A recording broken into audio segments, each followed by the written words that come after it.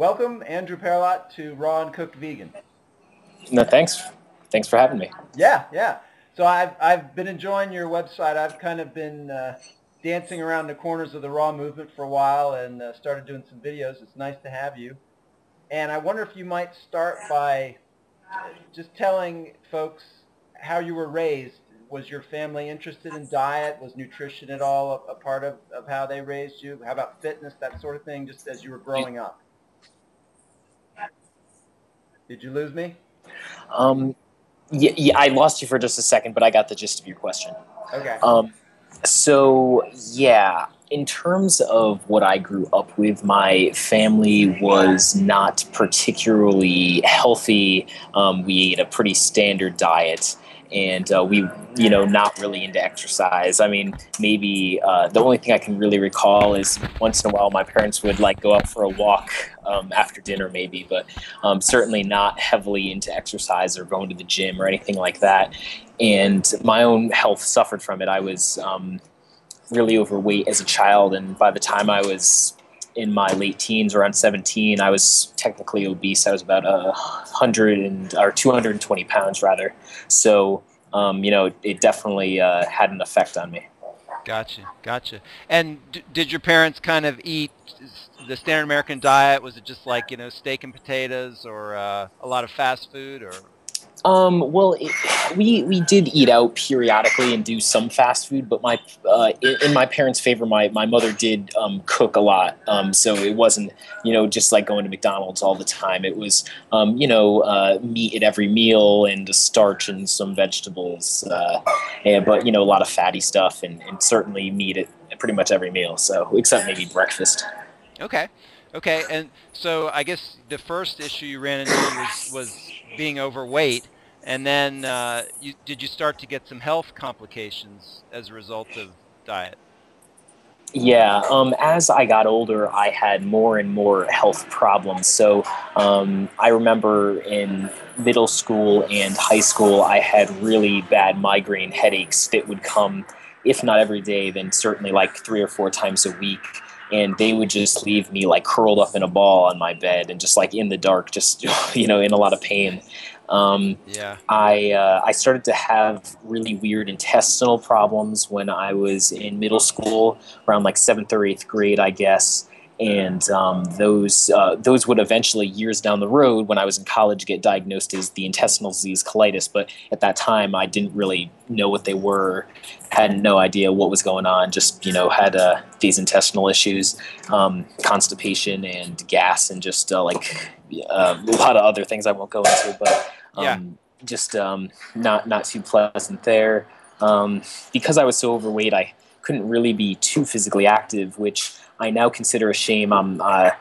Fitness and just being physically active, being outside and moving is a big part of my life now. I enjoy it so heavily, and I love being physically active. So I feel like I missed out on a large part of childhood just because I wasn't healthy enough to really enjoy it. Yeah, that's a great point. And I noticed from your website, fitness is a big thing for you, and it's great. I think you're inspiring a lot of people. So basically, you were in high school, you're having these colitis issues, and it's kind of a vicious cycle because you're overweight, so you don't feel like exercising, and yet exercising would probably have helped some. But anyway, at what age was it before you started to consider diet as a possible solution to some of these problems? Well, before I answer that question, just to kind of explain my answer that's coming up, I just want to mention that because of all these issues that I had, I was really depressed, and I think a large part of that was based around the fact that I considered myself to be largely powerless and unable to really affect my reality. I just kind of thought of life as happening to me, and me just being this helpless bystander that was affected by things. And I was cursed with this body, I was cursed with these intestinal issues, these headaches just struck at random. When you feel powerless, it's hard to remain hopeful about life. And so I had very low self-esteem, just didn't feel particularly well about myself. And that started to change actually when I was 17. I actually don't even remember why. It may have been a suggestion of somebody, but I ended up signing up for a ninjutsu class, which is a really interesting martial art. And it was the first time that I ever, despite being overweight and unfit, that I could learn a skill which could allow me to do a disproportionate amount of to affect the world in a disproportionate way. How, like, for instance, well, I can only push so hard with my muscle, but if I know the technique behind it, I can knock someone 3 times bigger than me to the ground. And I started to like this idea. I realized that as I did this, that I in fact did have something that I could build up, something I could look forward to, something that was not so hopeless in my life. And when I did that and I started to put myself into it, I started to actually lose a few pounds, not a lot, maybe 5 pounds, and I noticed it and I felt better, and I started to kind of get that in my mind that, hey, if I can do that, then I could probably affect my body in other ways. And so slowly I started doing just in my off time, like yoga and some body weight exercises and things like that. And I made modest improvements to my diet. I started to like, for instance, give up a lot of dairy, and just doing these simple improvements, I was able to drop from 220 to 190 pounds by the time I hit 18. So in a year, that's pretty decent progress for a guy who doesn't really know what he's doing. That's amazing. Yeah, and did you, so this is like from 17 to 18, and so I guess you were junior, senior year in high school? Yeah, this was pretty much, I started ninjutsu, I guess the summer after my junior year, so I was going into, like, to go through my senior year, this was occurring. Okay, and did you notice also corresponding changes in your social life as you started to kind of express this new aspect of yourself? Not so much in high school. I think I was too, I had kind of been battered by a lot of bad years, and it took me a while to realize, like, okay, now I've got this physical thing a little bit in better shape. Now I can actually maybe go out and do the social aspect. So maybe a little bit towards the end of senior year, but not too much. Okay, okay. Well, that's interesting. So you kind of gave up dairy on your own, and as you started to make some of these dietary changes, did you find resistance within? I'm sorry, I lost you right there. Yeah. Did you find resistance from your family, or was your family supportive? Did you find that as you changed your diet, you ran into issues outside in the world, going to restaurants and stuff? Or? Well, at that point, I mean, I was just kind of going light on the dairy. I hadn't even completely given it up. I still periodically maybe had a little bit. And so they just kind of saw it as a good thing. I think at that point they were really proud that I had lost about 30 pounds. And they were, anything, they were just really pleased. It wasn't until 2004 that I actually started eating a vegan diet. So this was, I think it was my sophomore year in college, after I had gotten diagnosed with colitis, the intestinal disease I mentioned earlier. And that was when I had just been doing a lot of research. And when I got to college, I had access to my college's network of, I'm trying to remember the term, but it's like basically a PubMed subscription, like you can access any medical journal article. Oh, okay. And I had been, since, beginning when I was 17, I just started reading everything I could about health and kind of getting an idea. And one of the things that I saw overwhelmingly was, wow, there's, it just doesn't make very much sense to eat animal protein. It doesn't seem to give us very much. And it seems to have a lot of downsides. And so when I was a sophomore in college, I decided that it was time to give it up.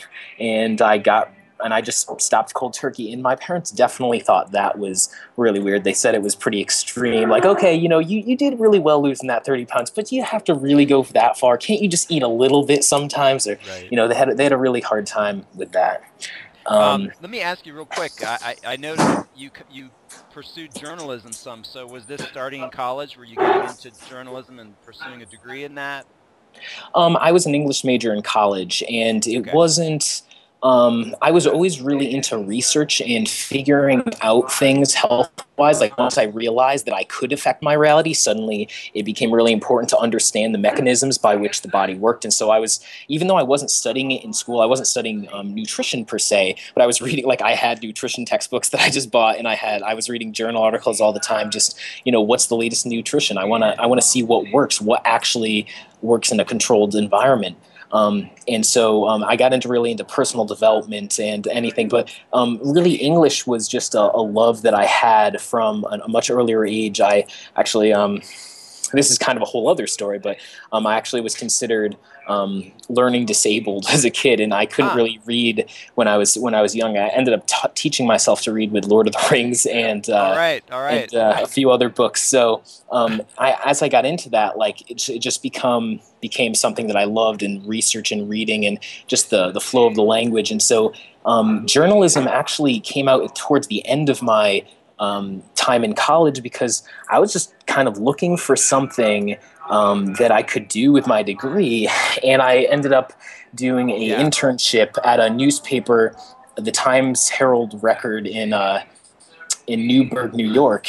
And the first story I did was on this guy dying of cancer, owned an art gallery, and it just turned out to be a really good story. And I kind of got hooked. I liked that idea of finding stories and telling them, so I just kind of ran with that. All right, very cool, Andrew. So to go back a little bit, you got to your sophomore year in college, and you decided to question meat, and you actually got it out of your diet. First of all, did you notice any improvements health-wise once you took meat out? And once you gave it up, was it kind of a permanent thing, or was there some kind of going back and forth?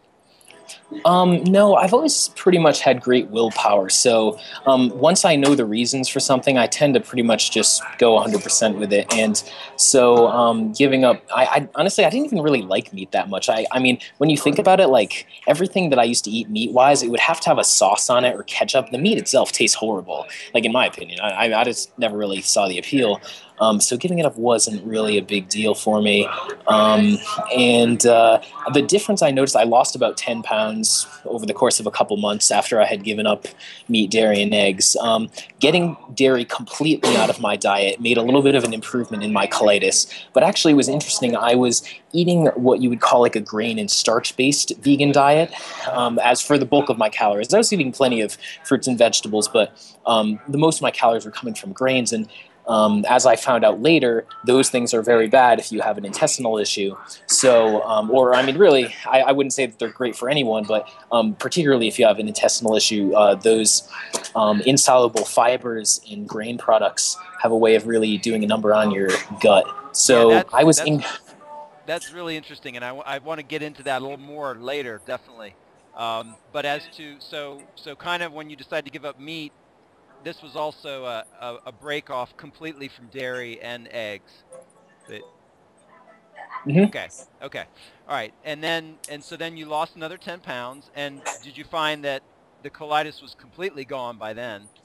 No, in fact, it got worse because I started eating all those grains and starches. Okay. I guess there was different parts of it. I noticed that like some issues got better when I gave up the dairy completely, but overall I was starting to eat more grains and starches because, it had to fill a calorie gap that the meat was there, and that's what I used. And so overall I would say the symptoms I was experiencing intensified. I can't specifically say that the grains and starches was the cause, but it seems like a pretty clear correlation in my mind.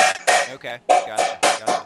All right, so how long, if this happened in your sophomore year that you gave up meat, and then you must have been kind of a cooked vegan for a while, how long were you on the kind of grain starch approach, and then when did you start to consider making changes? I was on a cooked vegan diet from 2004 until 2005, and then sometime in 2005, after I had gone through this whole experience of going to a doctor and basically saying, hey, look, I've noticed that there's these foods that because I kept a detailed food journal, and they correlate with my symptoms when I'm eating them, particularly the grains and the starches, and, what do you think about this? And he told me that there was no connection between colitis and diet, which is, yeah, I pretty much I didn't laugh, I just got really angry, and I couldn't believe that he was telling me this. Like, are you kidding me? The stuff that goes through my intestine is not affecting my intestine. And that was 2006, the doctor said that. Roughly 2006, yeah. And actually, this is not uncommon. If you look in medical journals today, it's still the dominant paradigm that it's genetic or bacterial in nature, the cause of the inflammatory bowel diseases, of which colitis is a member.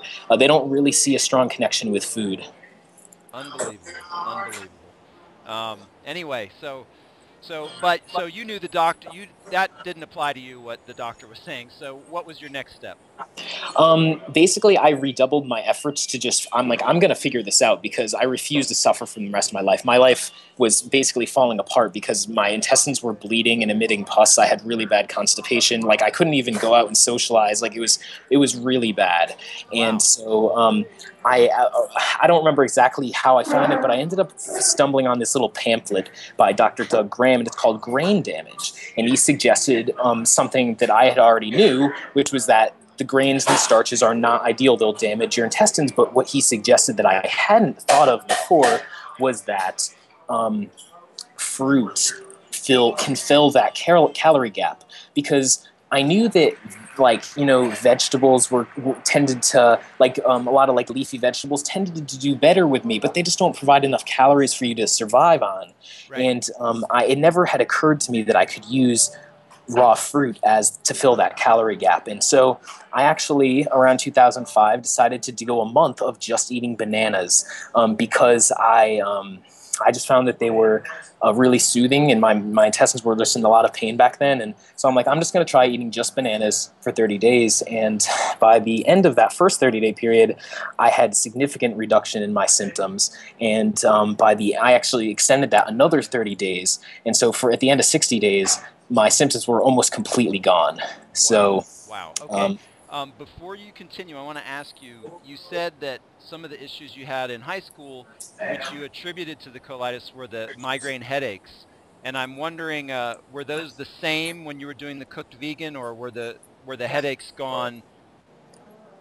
I didn't attribute the colitis to the headaches. I think that most of my headaches were related to consumption of caffeine and stimulants, right, which, because I knew back then that when I had a really bad headache, I could lessen the headache severity by consuming soda or anything that had a lot of caffeine in it. Right. So, I mean, it was a pretty clear correlation. I was going through withdrawal, and, I just had to completely eliminate those things out of my diet, and the headaches pretty much just went away. So, I mean, I guess I finally gave up all caffeine when I was in around the time I was going raw. So, gotcha. Okay, so so you kind of lost a lot of weight, but you were still having, on the cooked vegan diet, you were still having these kind of pain in the intestine to the point where it was like affecting your life in a really negative way. So then you tried the fruit, the bananas primarily, for 60 days, and take it from there. So now your symptoms were pretty much gone. So you had this diet verified through personal experience, and I guess all the while you're studying it and learning more about it. So what was your next step? Well, at that point, what I wanted to see was there a way that I could combine a mostly raw diet that kept my symptoms at bay with some inclusion of cooked food, because I realized that there were some social aspects of life which would suffer because, most people want to go out and eat cooked food and, et cetera, et cetera. But what I found was there was no way for me to be completely colitis free and also having my high energy levels and just never getting sick and all this other stuff that I was enjoying on a raw diet when I was including cooked food. And so actually I didn't end up going completely raw till the beginning of 2007. Before then, I was just kind of experimenting with various versions of raw diets with some cooked food inclusion. That's really interesting. I bet that experimentation period might have a lot of interesting information in it. Did you find a difference between, say, starches like a potato or a sweet potato and, say, a whole wheat pasta or rice? What did you find out? Well, what I found in recent years, I've actually found some research kind of supporting what I found was that the things with all grain products were pretty bad, but it was pretty much anything with a high amount of insoluble fibers. So for those that don't know, insoluble fibers are fibers that do not break down when mushed in with water, whereas soluble fibers do break down. And so the foods with the highest amount of these tend to be whole grain products, which are supposed to be the healthiest for you. Like in my ratings, I found that, like, for instance, skinless potatoes or sweet potatoes digested probably better than anything else that I tried, or also like various types of cooked squashes. They were better, but they weren't really the ideal. They weren't as good as fruit. Okay. Yeah. And, you know, like some types of cooked vegetables were okay, but it was really, you know, the soluble fiber connection seemed to be the key element. And most cooked starches and grains have a higher amount of them than fruits and leafy greens. So I just, you know, I couldn't entirely escape my colitis symptoms while I was consuming those. That's interesting. Do potatoes have significant amounts of insoluble fiber? They have a lot less than grains, but there's still some, particularly in the skin. Okay, gotcha. All right. So, so you get to 2007, and you're like, I'm going to do the raw thing. And did you, when you were doing the 60 banana, you know, the 60 days of bananas, did you have questions about nutritional adequacy from that? Well, I had looked into the nutritional profile of bananas, and I was perfectly willing to admit that it would not be a long-term, like a good long-term strategy to Right. just eat bananas. But I was kind of, my back was to a wall. I needed something that was going to get rid of my colitis. And so after that, after those 60 days had passed, my intestines were in a state where I could vastly expand the amount of raw fruit and raw vegetables that I could eat to the point where I was actually reaching nutritional adequacy. But in terms of the nutritional adequacy of banana, it's really not that bad. I mean, it's better than eating rice. I mean, you know, it's certainly got more nutrition. And I mean, people have survived on rice or just potatoes for very long periods of time without any negative side effects. If anything, I'd say a banana is probably better than any of those. Yeah, it's pretty amazing. If you do like a 10 banana smoothie and you put that on the chronometer, it fills a lot of that chart up with nutrients. So it's pretty solid. Mm. Okay, so you hit 2007 and you decide you're basically going to go all raw, and then I guess you started kind of playing with variety of fruit and that sort of thing.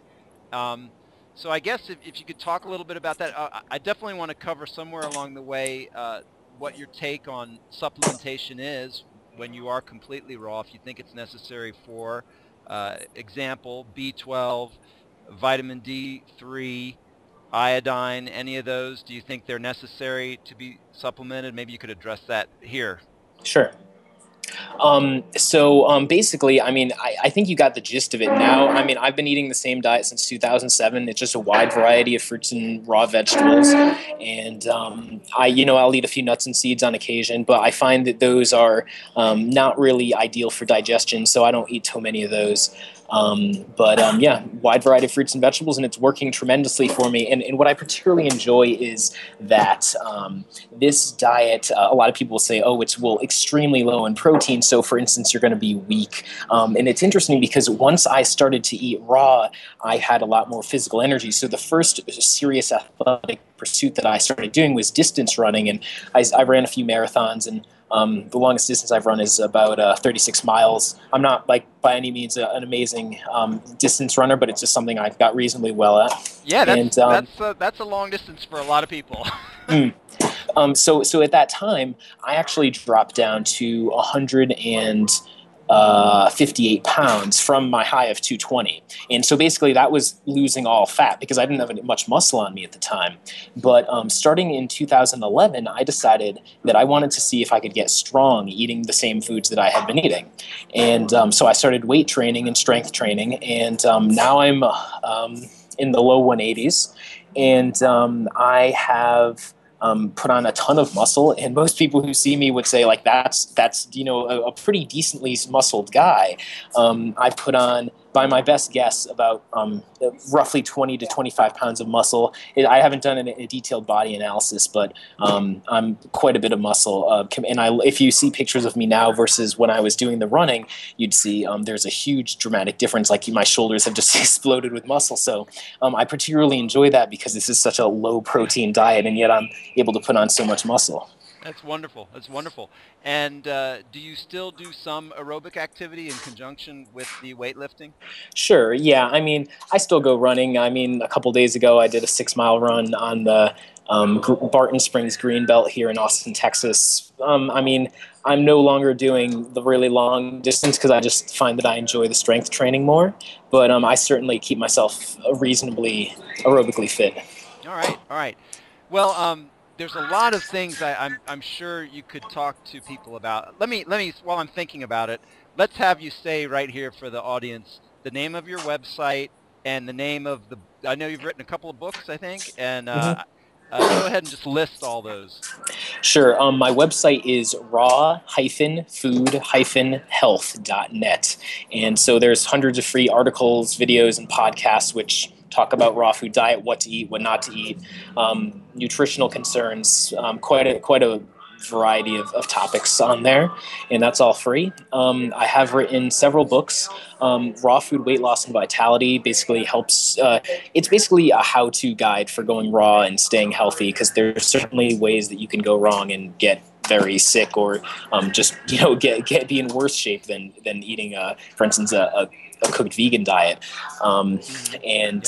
So whether it's weight loss or athleticism, that pretty much covers it. And I talk about staple foods, how to not go broke when you want to go raw, and all that kind of thing. Yeah, that's something, yeah, I'd like to hear you say more about. But go ahead, and some of the books, and yeah. So another book is Savory Raw Dressings and Sauces. That's just recipes for savory raw dressings and sauces that I've created using whole fruits, vegetables, and herbs. They're all low in fat. And I want to buy that, by the way. Yeah. So I mean, you make a great point on that. It's like you're not going to eat these. Well, maybe I guess some people do eat huge salads, but it makes a lot of sense if you know how to make a raw dressing. You're going to be much more inclined to keep having huge raw salads, Exactly. Yeah. I mean, I actually, over the years, I've just gotten more and more adjusted to just eating plain things. So I can actually eat, quite a bit of plain lettuce because it tastes nice to me. But I do enjoy a good salad dressing. And so knowing how to make those, you can blend them up really quick, and just they're fresh, they taste good, they're healthy, and they're not going to be all fatty. It's pretty nice. Right. All right. So, and then I guess, what is your take on? Let's go through them. What's your take on B12? Okay. So in B12, sorry, there might be some background noise. I actually went to a coffee shop to use the internet because my home, just like the internet, doesn't seem to be working very well today. But there's some background noise. I hope it's not too bad. That's all right. The B12 situation is that I have had my B12 tested. Not every year, but maybe every other year since I've been vegan, and I'm still well within the normal range, but I think that it is a serious issue, and I think that if you get tested and you're in the low range, then you need to supplement, and that's kind of the end of the story. I mean, there's different voices who will tell you that, the low is not really low. It's just, because they're not testing vegans, and that's whatever. But personally, I look at the data, and I kind of see that you should probably be supplementing if you're low. So you've got two responsible choices. One is just supplement and don't get yourself tested. And the other is to get yourself tested and keep making sure that you're not low. So there's different theories. For instance, I'm really good about not taking any drugs or antibiotics that could theoretically affect the bacterial colonies which produce B12. The exact mechanism of uptake, where in the intestines it's being produced versus uptaken, is kind of controversial. Whether we can uptake our own B12 is very controversial. But I think it's kind of a moot point. You just test, or just supplement. So kind of pretty much covers it. And I think alcohol too causes problems with B12 absorption, doesn't it? I think it has the possibility because alcohol has a antibacterial property. Yeah. All right. So that's B12. And just one last thing on that. One thing I have read is that different countries have different standards as to what the acceptable level is. Is your take that the U.S. standard is adequate? I don't think there's enough data to say one way or the other if it really is. I mean, Japan, for instance, has a much higher B12 suggested level, but I don't think there's any really convincing data that they're suffering extreme health consequences for, like, for instance, our normal level, anyone's having extreme health consequences, but there's enough that the argument could be made. So, I mean, the thing is, like, if you're taking a B12 pill regularly, it doesn't really matter. You should be adequate anyway, so no matter what standard you're dealing with. All right, so that's great. So for you, you've tested yourself and you consider your levels to be healthy, and so you do not supplement B12. And then what do you think about D3? Do you feel like, I guess in Austin, it's maybe a little easier than Connecticut, but feel like you're getting plenty of sunshine, so you don't have to worry about that?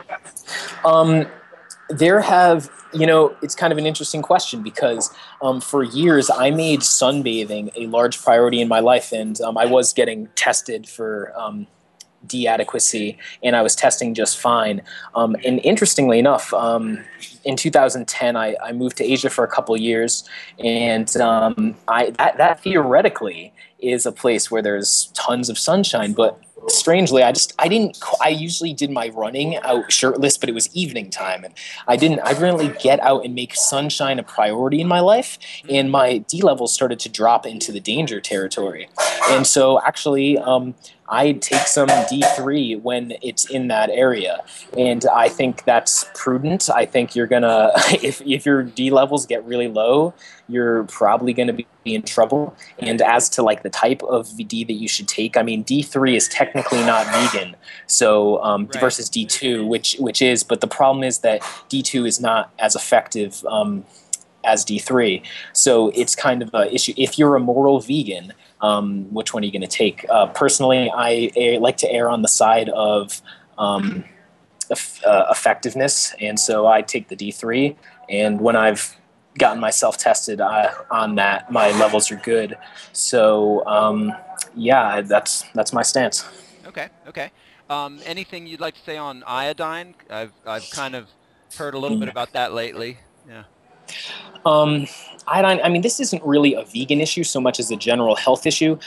Basically, what happens is that our iodine receptor sites don't have to be filled by iodine. They can also be filled by several compounds which are chemically kind of similar, such as bromine, fluoride, and several other compounds.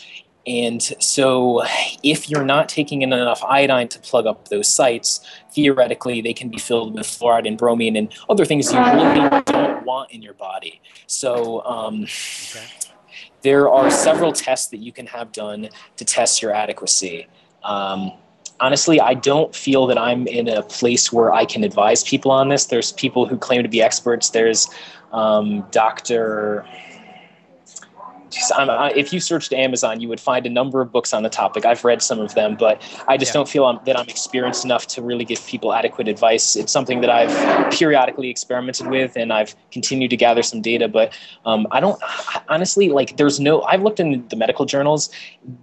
The claims that they make aren't supported by a lot of science at this point. It's more like, we think this is probably it, and based on case studies that the doctors have noted, this has been beneficial for people. So it's not like there's anything really concrete we can point to at this time. It's more like some doctors say this is good for treating these issues. And I think it may be worthwhile. I think it could be a health downfall potential for some people. But again, I just don't feel qualified to have any comment there. Gotcha. One thing I'd like to hear your view on is different people view this differently, and it kind of relates a little bit to whether your perspective is primarily one of health or ethics or environment. But if you're looking at diet, and you were going to make a scale of healthy or unhealthy, and you got an animal product fad diet, you have a paleo diet, a vegetarian, a cooked vegan, and then a raw food.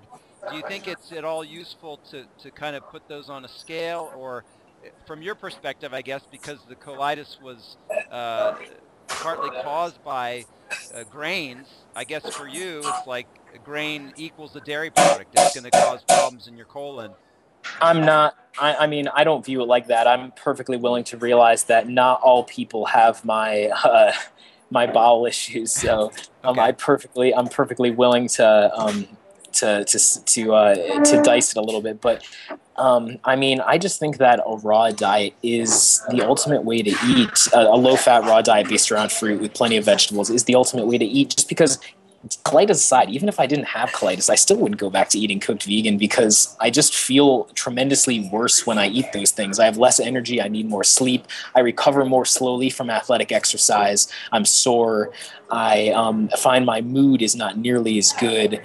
And I don't really see a great appeal in eating these foods. I mean, it's kind of like, is a cooked vegan diet better than a SAD diet? Undoubtedly, there's quite a bit of evidence that shows that you're going to be less likely to get the major killers: heart disease, cancer, diabetes, several other diseases as well. So, I mean, yeah, I'm stepping in the right direction is always a good idea. I've known people who basically ate the same diet I did, but were just big believers in like once or twice a week eating a small amount of raw fish. And those guys were healthy. And so it's kind of like the amount of if I could say, would that guy be healthier eating my diet with a small amount of raw fish, or would he be healthier eating a cooked vegan diet? I would say that he's probably healthier than the guy on the cooked vegan diet. He was thriving at an extremely high level, and I mean, we're talking about health here, not necessarily ethics. So, I mean, there isn't really a great deal of evidence to weigh in one way or the other. They haven't even really done a lot of, I mean, there's some studies looking at raw vegan diets, but none of the diets that they're testing I would consider to be healthy. They're mostly like extremely low calorie because they're not eating any fruit. It's just like fat and vegetables, and they're calorically insufficient. They can't even stay on the diet because they're hungry all the time, and they're not eating enough fruit, and it's just all that fat's gunking up the works. So this is an important point, Andrew, and I think some of the studies they do have where they're using cooked vegan data. I'm wondering, you know, what are they getting that from? I mean, how many people are actually vegan in the first place, and then what is the quality of the diets of the people that are, you know, referred to in these studies? So, anyway, go ahead. There's actually really some fascinating points to be had talking about the quality of the vegan diets, because for instance in England they noticed that for a long time, at least since the China study, when that came out, people started saying, oh well, there's this super correlation between animal protein intake and the excretion of calcium from our bones, that in fact the body is taking calcium from the bones, and it's way healthier for your bones to just avoid animal products, and it doesn't matter, just skip the dairy. But there's a study in Oxford, England, that they put out, and it was tracing a whole bunch of vegans throughout the country, and they found that the people who ate animal protein, the people who were eating omnivorous diets, had stronger bones and less bone fractures than the vegans. And then they parsed the data out, and they saw that, in fact, it's not that there was any inherent advantage of eating a omnivorous diet. It was the calcium intake. And so the people who were eating omnivorous diets were eating a lot of things that had calcium in it, and they were eating processed foods that had supplementing calcium. But the vegans had largely given up the foods that contained calcium. They'd given up all the dairy and all the animal products that contained calcium. They weren't really apparently eating very much soy milk or anything that was supplementing with calcium, and so their bones were getting weak. And so not enough greens, probably not enough greens, right? Right. So, like, for instance, if you're eating a raw diet, all that calcium is coming from a large amount of green intake. My bones have always been really strong on this diet, and I mean, I eat about a pound of leafy green vegetables a day is generally what I aim for. So, you know, it's not like giving up animal protein is not a deus ex machina that's just going to come in and fix you. Not all vegan diets are good diets, and there's definitely a lot of ways that you can mess up. Okay. I wonder if you might talk a little bit about transitioning, and like, let's say you're transitioning from a cooked food to a completely raw diet, or let's say you're raw for most of the week and then one day you eat cooked food and then you're raw for the rest of the week. How does that affect elimination? Because it seems like a lot of people, they'll try to go raw and they'll get a lot of digestive issues. And I guess a popular interpretation of that is that they're eliminating stuff that's been in there from previous poor dietary habits. And while that occurs, there are some negative consequences. But once their body gets acclimated to the raw food diet, then the digestion seems to be really nice. Would you agree with that? Is that accurate? Well, I'm not sure that digestion is necessarily the area that I would expect to see detoxification occur in. Um, I mean, the detoxification symptoms I usually see people get are like runny nose, or they'll just kind of have a flu-esque symptom, which is, I mean, when we say flu, it's basically the body dealing with getting rid of stuff, and which is not the model that the medical industry uses, but seems to be rather more accurate. Right. So, yeah, this is... I mean, people are just generally going to see some kind of elimination. Some people will go raw and they won't see anything, but then they'll be raw like in 5 months later, their body finally gets around to doing whatever it needs to do, and then they'll have their sick period. Other people see it relatively up close to the beginning.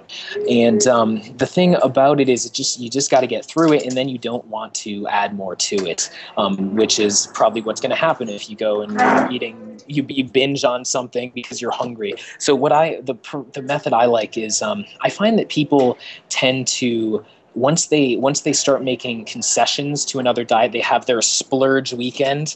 It tends to roll downhill, and so they'll eat all raw, and then their 1 night a week meal turns into 2 nights and 3 nights. And suddenly it's, well, maybe I'll just eat raw until lunch, and then I'll have cooked dinners, and then it just kind of goes downhill from there. So I mean, personally, I mean, it's a psychological issue largely. How are you going to be able to do it? Personally, I find that it's kind of like pulling a Band-Aid. I'd rather get it over with and just go 100%. I know it works really well for me, so I'm not really all that concerned about it. But I realize that some people have more issues to deal with. I actually talk a lot about the psychological issues and how I deal with them in a third book, which I didn't mention, called The Raw Food Lifestyle. This one is just an ebook, whereas my other two are in print and ebook format, but you can find that on my website as well. Some of the strategies I've used with coaching clients and stuff like that. I also discuss this to some degree in Raw Food Weight Loss and Vitality as well. Great. So yeah, personally, don't really suggest it. Okay. But that kind of ties into something else that you thought might be a good topic to cover, which is how have you stayed fully raw since 2007? So the numbers of people that seem to be able to stay on it for long periods of time seem to be fairly small. And my general way of viewing that is a cost. It's a cost issue. That's what I see as the primary impediment. But give me your thoughts on that. Well, how much do you spend on food every week? Well, I need to do a more in-depth analysis, but I mean, a case of bananas, Ballpark figure. Let's say a case of bananas is $26 for me. Mm-hmm. So $26 for a 40-pound case of bananas. Now, let's say if I eat, let's say I did just bananas, and I ate, let's say I did 30 bananas a day. That'd be 3,000 calories. How many bananas in a 40-pound box? I don't know the exact amount of bananas. Sorry, I mean, like when you're eating a cooked vegan diet, how much would you spend? A ballpark figure. Like, what do you think people spend out there? I would say $100 a week would be average. Okay, well, I mean, I can tell you, because I keep a budget, that I spend anywhere between $100 and $150 a week on my food. And when you consider that a lot of people go out to eat and spend more than that, and they go out to Starbucks and they're getting coffee and they're getting treats out and whatever, I think that this is a pretty reasonable sum. I don't think the money issue is it. When people are spending a lot more money than this, I think that they need to start going to a wholesaler. I buy most of my stuff from a wholesaler. I actually buy overripe bananas, which are, when they say overripe, they mean perfectly ready to eat, and they're like $15 from a wholesaler. And the more expensive ones, I think, are probably 20 or 22. Like the ones that are completely green, which, why would I want those? Right. And right. Okay. And you can buy cases of grapes, cases of persimmons. I buy a 3-pound bag of organic spring mix for the price varies, but it's usually between like $8 and $9, depending on whatever climactic factors, and so it's a lot cheaper. So yes, like if when you go to the grocery store and you're buying fruit, you're paying a middleman to unpack fruit from boxes so that you can then pick it up and take it home. Just drive to the wholesaler and save a lot of money. You should save 20-30% off the cost just by going to the wholesaler. So if cost is a concern, that's where I'd go. I'd also consider the dollar per calorie figure, which is something I talk about in Raw Food Weight Loss and Vitality. I give you a chart like the price of various staple foods on a raw diet, because obviously, if you if you want to buy, I don't know, what's a really low calorie fruit? The one I'm thinking about is mountain apples from Hawaii. They're just like, there's no calories in those things. You could eat 1 million and you would never reach caloric sufficiency. And it's kind of like watermelon. Like you'd have to eat two huge watermelons every day. And I most people just don't have that kind of volume room. Or I mean, maybe like half of a watermelon. I like to eat it in the summer as my breakfast, but you have to eat a lot if you're going to choose those low calorie foods. So just be smart about it and look at what's the cost per calorie for this type of food and make your choices accordingly. Okay. Something else I'd like to hear your thoughts on is how you have managed with the diet socially, in terms of family, and then also, your broader circle of friends.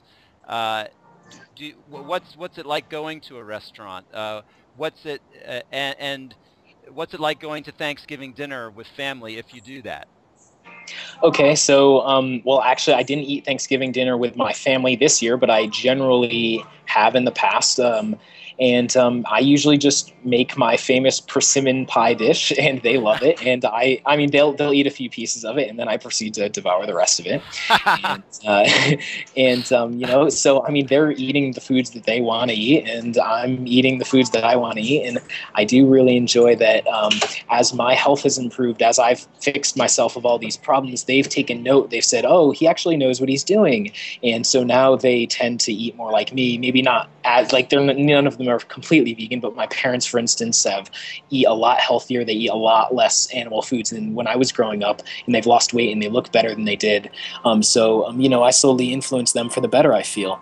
But at the same time, I'm not dumb enough to push my beliefs on them, because usually when that happens, you very quickly gain people's resentment, and they will no longer listen to you. So I just let my example be the light, so to speak. And all right. And so going out to dinner with friends, usually I try to sway the restaurant choice to a place where I know that I'll be able to get decent food. So for instance, like Ruby Tuesdays has a good salad bar, and I know that I'm not going to get as good of a salad as I can make at home. But it's just like, I'm going there to be with my friends, and it's just kind of like, whatever, I'll eat whatever I can. I mean, socializing is about people. The food, eat enough food before you go so you're not hungry, and then just eat your salad, and that's the end of it. It's just what it is.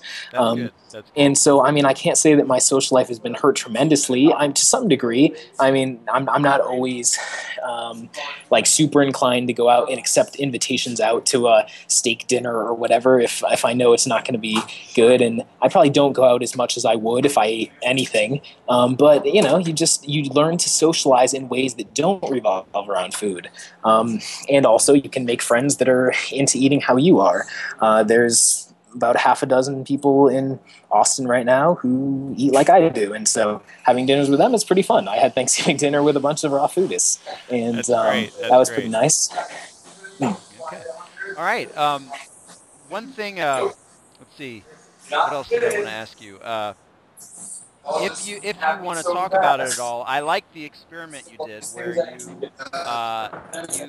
it seems like you intentionally just hammered down as many fruit calories as you could, and you kind of experienced the results of that. And during that experiment, you exercised normally, and you actually gained some weight. So I guess what I'm interested in hearing is how do you, what's the difference between the way you ate then and the way you ate normally in terms of satiation?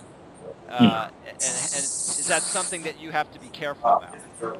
Right. So just to give the context of this, the reason that I wanted to do this experiment was something really interesting happened between the time that I went raw and the time that most people got introduced through the internet. Is that the dominant paradigm now on the internet is that if you eat fruit, if you eat raw foods, then you can eat as many raw fruits as you want and there will be no consequence, no negative consequences. You can just pound that stuff down, you'll never get fat. But the thing is that a lot of my coaching clients got fat trying to do that, and they ended up in trouble. And how do I get rid of it now? And so I wanted to make a video showing that, in fact, you could get fat eating fruit, and that because tons of people I know have gotten fat and they're raw foodists and they just eat too much because there's no magic. Energy goes in, your body's going to absorb it, at least for a lot of people. I'm not saying that some people can't eat as much as they want, but certainly a lot of people seem to have that problem.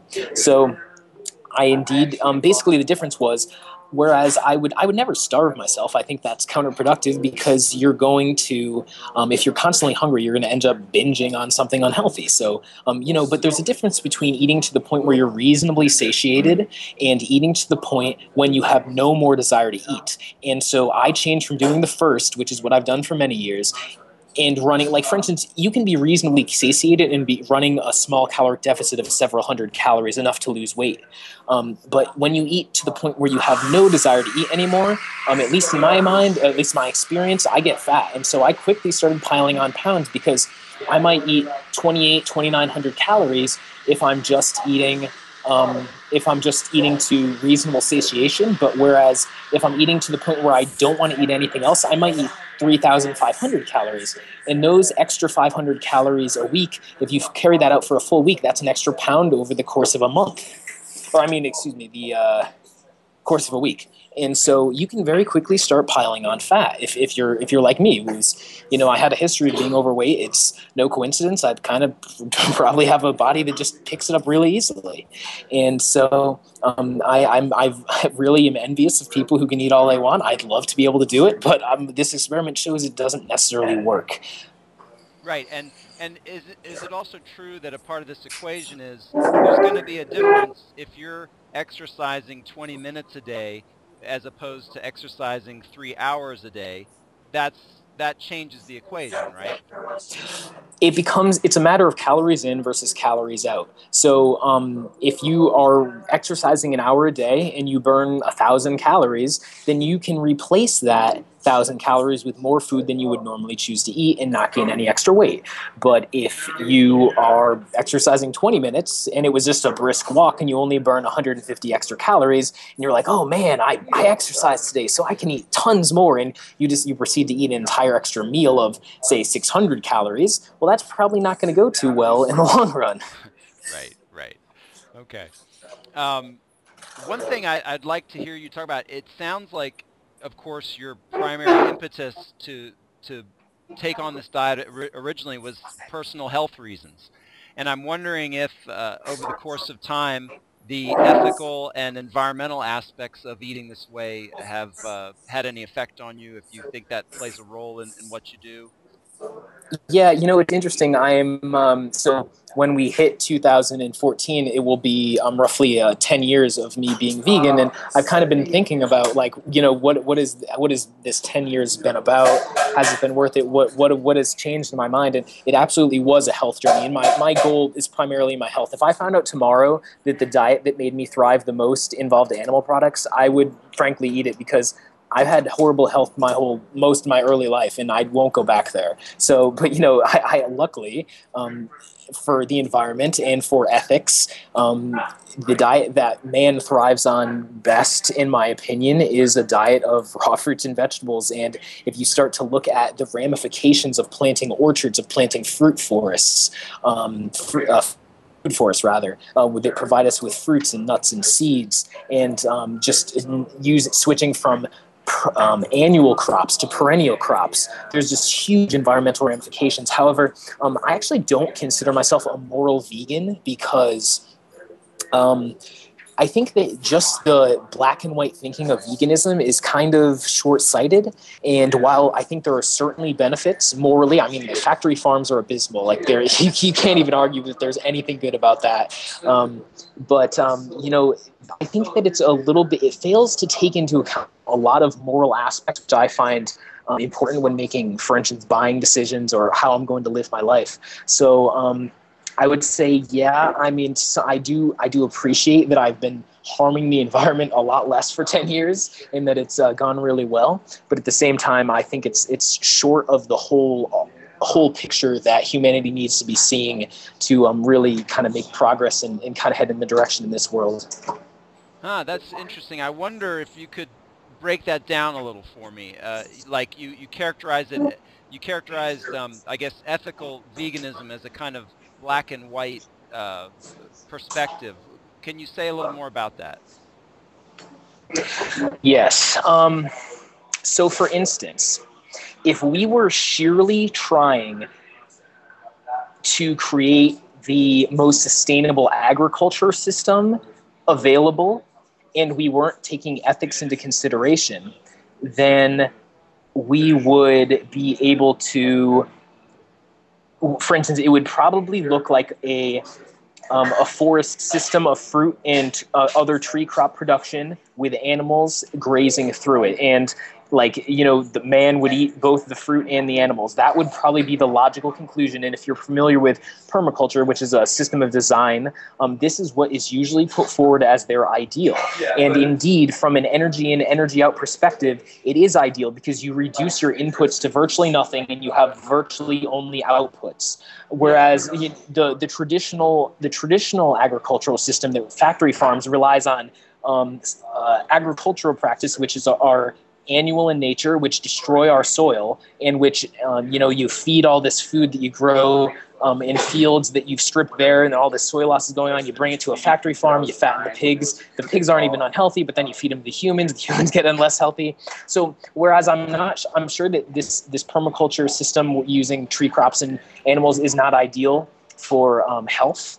I think that, for instance, that would be the best environmental approach. I don't think it's necessary for you to eat the animals, but in terms of an energy production standpoint, it makes sense. And another thing is, I think that veganism very much doesn't take into account a lot of other important environmental factors. Like, for instance, if you clear a patch of forest to make a house, there are consequences. You've displaced animals, and humans take in roughly half the biomass that's consumed in this world. So I think we need to look at consumerism. I think that, like, whether or not a product is vegan doesn't really make a dent in the situation, when the real issue is, yeah, your vegan product was made in a factory which, involved a tree and all this other stuff, and it just displaced these animals, it killed these animals, it took their place in the world. I think we really need to be looking beyond veganism to something that incorporates a broader swath of the environmental question, because, like I said, when you're a species that's consuming half of all the biomass that grows on this planet, we're in a serious problem. We're killing everything. So I think that that really needs to be dealt with. Okay. I'm about at an hour, Andrew, so if you have to go, let me know. There is at least one other thing I'd like to hear your thoughts on. And I'm pretty much convinced that we're evolved from primarily fruit-eating primates. But there seems to be resistance to that and different views on that. And I saw some reference to frugivore on your site. What have you come across in terms of science as far as how much our primate ancestors were fruit eating, and just whatever you can say about that? Yeah, well, it's obviously a continuum. So going back far enough, we're like little microscopic organisms, but usually people start talking about our direct ancestors as these what were basically tree shrews, kind of, that crawled into the forest and ate what was then the first fruit that was appearing, and this was hundreds of millions of years ago. And eventually we end up with the primate line, and our closest remaining genetic relative is the bonobo, who shares more than 98% of our DNA, and they're inarguably frugivorous. Man, I'm having trouble with the word today. They're fruit eaters. Yeah. Frugivorous. Most of their diet most of their energy comes from fruit, but they have a slightly different intestinal system. They can consume more leafy greens than with us for their energy content, and chimpanzees are similar. They're able to extract more energy and eat a larger volume of leafy greens, and their intake of animal products is extremely low, at least on the bonobo side. They'll perhaps eat some occasional bugs or something like that, but chimps will eat a little bit more. But where we kind of get into like how much is ideal, but they're eating a fraction of 1% of their intake from bugs. I love the that. chimps. And let's emphasize that, because I run into, you run into meat eaters and paleo folks out there, and they imply that primates are eating large quantities of meat. I just want to clarify, because there's a significant difference between bonobos, who eat very little animal food, and chimpanzees. Right. The issue is one theory as to why there's this large difference is bonobos, who are also extremely close to chimpanzees genetically, live in the Congo with abundant fruit resources, whereas the chimpanzees are located in areas where, while there's also a lot of fruit, there tends to be portions of the year when fruit runs out, and it is during this portion of the year that the vast majority of their hunting takes place. They'll eat other animals, but what's interesting is they'll note that the body fat on these chimpanzees is declining dramatically during the periods when they're doing most of their hunting, which indicates that they're starving. They can't get enough fruit, and so they're turning to animal foods for sustenance. There's also a political dynamic. There appears to be some kind of a social hierarchy, whereas the leader will get meat for the other ones, and it's kind of a complicated issue. But there's certainly chimpanzees do eat meat. Yeah, that's great points, excellent points. And I recently had heard from Don Bennett that if you look at a chart of anthropoids, as they get closer and closer genetically to humans, there's less and less alternative, less and less vegetables and insects and animals, and there's more and more fruit as it approaches humans. So anyway. I think a lot of that, while I think there could be some truth to it, and I've seen the estimates. Keep in mind that trying to figure out the exact diet of, because the last extant relatives that are left to us are those bonobos and chimps, and so we know what they eat because we've studied them. But even like the bonobos, there's still questions because they're in the Congo and it's hard to get to because the Congo is racked by civil wars. But with a lot of these extinct species, it's true that they consider fruit to be the main food source, but it becomes harder and harder to know for sure what they ate. There's, for instance, controversy. There's one called the nutcracker because he has like a jaw that they think could have gnawed through nuts or something like that. But it looks like fruit for quite a while was a staple. And then, things change. There's a lot of theories about why our ancestors left the equatorial forests of Africa. There's natural disaster theories. There's climate change theories. There's just overpopulation theories. And anyway, we started going north onto the plains, and there wasn't very much fruit available there. There were some dates. There was some fruit available, baobab trees, but we started having to go for tubers and getting anything we could find. And so cooking was something that changed, that probably saved our species from. It basically unlocked a key. It allowed us to spread and create incredible numbers like that has never happened on Earth before. Right. And so, there was a value to cooked food. It allowed us to live in places where we otherwise wouldn't have been able to live because there wouldn't have been enough fruit. Only in the modern era can we return to a diet that's ideal for us digestionally, and that's because we can grow things anywhere and bring it into anywhere. So it's a hard question, but yeah, I think that from an anatomical standpoint and a evolutionary standpoint, it just makes sense to base your diet around fruit. And actually, this is something I spend an entire chapter on if you're curious in raw food weight loss and vitality, looking at some of the science behind this. Beautiful, beautiful. Um, there was something else that came in I wanted to ask you about. Mm, well, let's see. It's escaping me. So anyway, is there anything that you would like to add that for maybe people that are considering this the first time or even long-termers, anything that pops into your head that you'd like to add for the viewers? I would just say if you're suffering with a problem like I was, like my colitis or whatever the issue is, the body is meant to vector towards health. And if you are being told by your doctor that your condition is uncurable or that you need to, for instance, inject yourself with insulin for the rest of your life, or that you need things, outside inputs to make yourself healthy, know that the body vectors toward health. When you give it the conditions it requires to make you healthy, it will put you there. And so consider whatever your health challenge is, whether it's I want more energy, whether it's I want to be happier. Your brain, for instance, like there's a lot of science that shows that people who eat animal protein are less happy than people who do not eat animal protein.